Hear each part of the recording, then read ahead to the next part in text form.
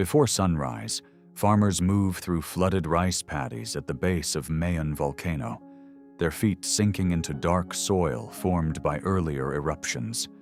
Thin smoke drifts from the summit, while carabaos drag wooden plows through fields planted directly on old lava deposits. The mountain appears calm, almost distant, rising above villages rebuilt here again and again.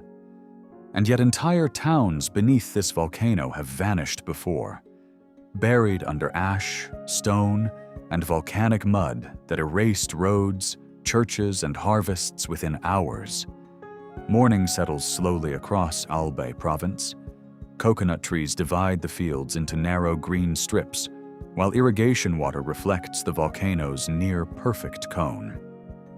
Tricycles rattle past roadside markets selling rice, fish, and chili peppers grown in soil, enriched by centuries of eruptions. School children walk beneath a mountain capable of changing the landscape overnight. This is the region surrounding Mayon Volcano in the Philippines. What appears to be a story about surviving a volcanic disaster is, in reality, a story about communities that built entire systems of life around the same eruptions that repeatedly threatened to destroy them. This account follows the communities surrounding Mayon Volcano, from early agricultural settlement to modern evacuations and rebuilding efforts, tracing how farming, memory, danger, and survival became permanently tied to one of the most active volcanoes in Southeast Asia. The relationship begins with the soil itself. Long before modern towns spread across Albay, volcanic ash weathered into fertile ground, capable of supporting dense agriculture. Heavy rainfall and rivers descending from Mayon carried mineral-rich sediment across surrounding plains. Rice paddies expanded through the lowlands, while coconut groves and root crops spread across older lava deposits. Communities formed where the harvests were strongest, but the most productive land often existed closest to the danger. Older lava flows hardened beneath new farms. River systems that irrigated crops during normal seasons later became channels for lahars, fast-moving volcanic mud flows carrying ash, rock, and debris downhill during heavy rain. Still, the fertility of the land outweighed the risk. Villages expanded outward from the volcano instead of retreating away from it. Families planted fields beside areas reshaped by earlier eruptions that had already passed into memory. Over generations, Mayon became more than geography. The volcano entered seasonal rhythms, farming routines, and local knowledge passed quietly between families long before scientific monitoring existed.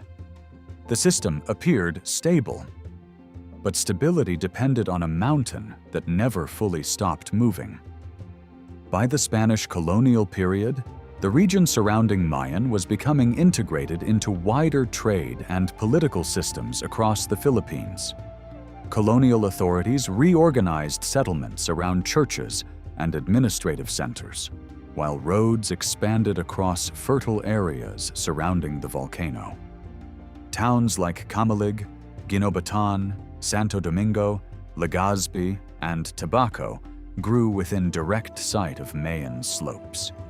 Churches rose above rice fields and marketplaces, while coastal ports connected farming communities to regional trade.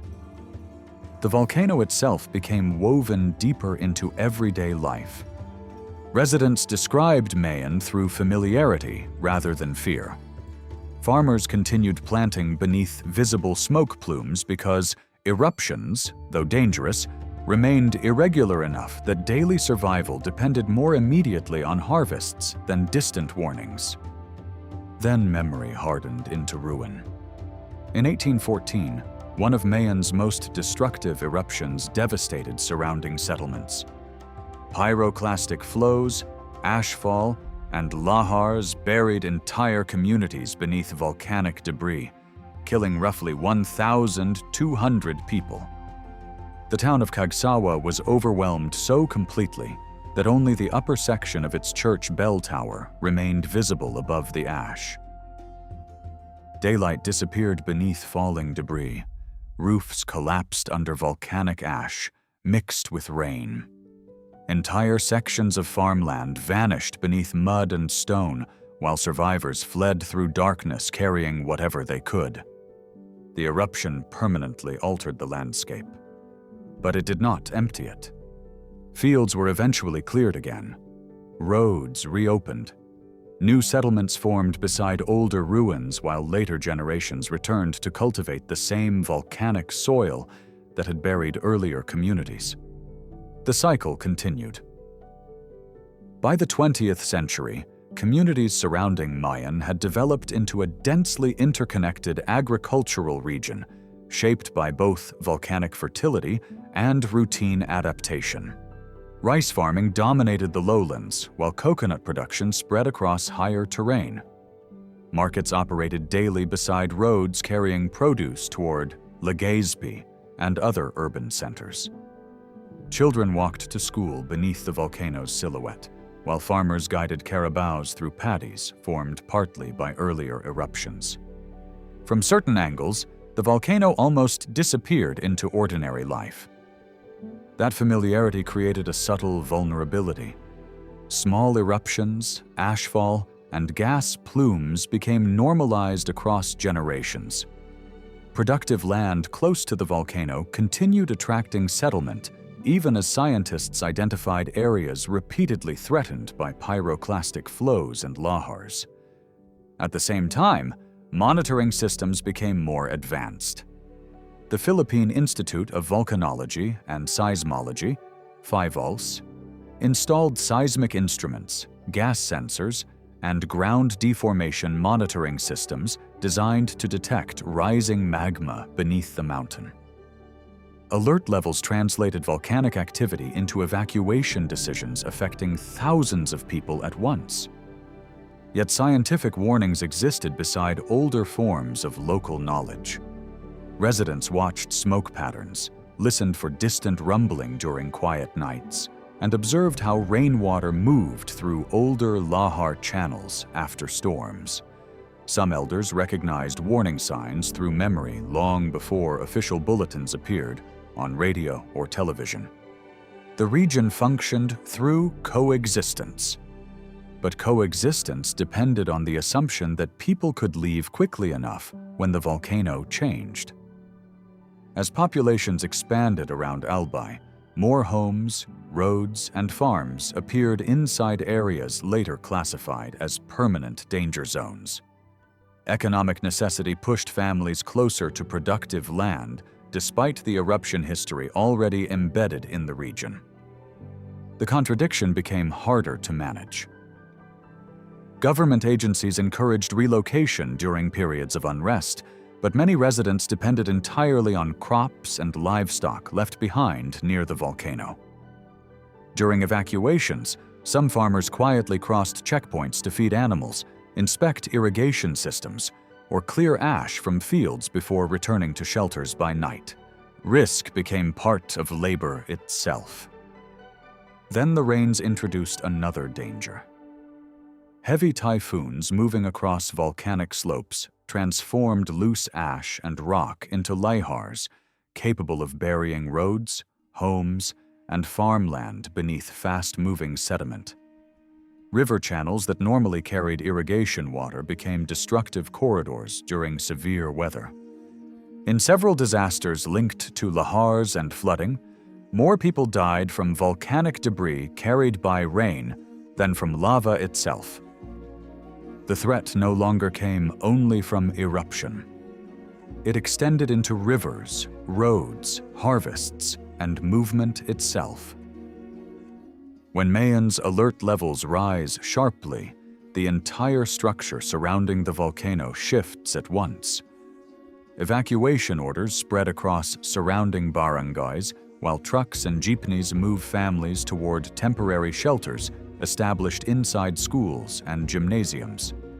Residents pack documents, cooking supplies, and livestock feed into sacks, while ash drifts across roads crowded with traffic moving away from the mountain. Fields disappear beneath gray ash. Farmers watch crops fail inside restricted zones they can no longer safely enter.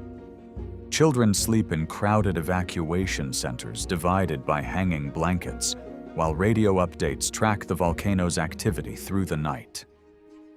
Then comes the aftermath beyond the eruption itself. Rain pushes volcanic debris downhill through river systems overloaded with ash and loose rock.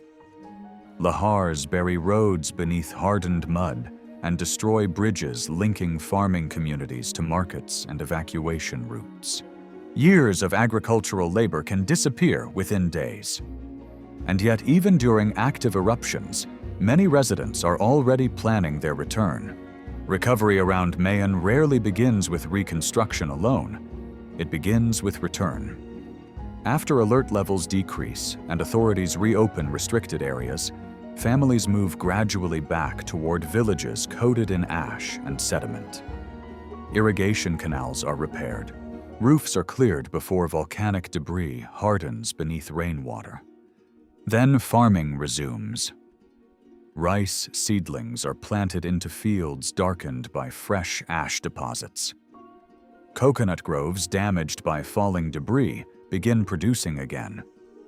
Markets reopen beside roads still marked by evacuation traffic and earlier lahars. Volcanologists note that volcanic ash, despite its destructive effects, eventually improves soil fertility by renewing mineral content and enhancing water retention. Areas damaged by eruptions often become productive again, reinforcing the same agricultural dependence that first drew communities toward the volcano generations earlier. Adaptation becomes permanent rather than temporary. Children growing up in Albay learn evacuation procedures alongside ordinary classroom routines. Families rebuild homes with earlier eruptions already in mind. Scientific monitoring systems operate beside local memory shaped by centuries of living beneath the volcano. And in May 2026, the cycle intensified again.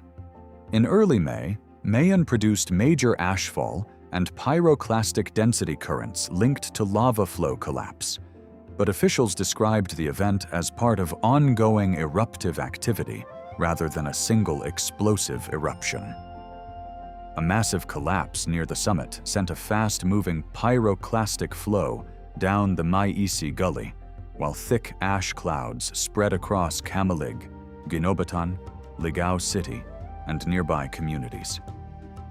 Residents described near-midday darkness as ash-covered roads, vehicles, and rooftops beneath an eruption column rising roughly a kilometer into the sky.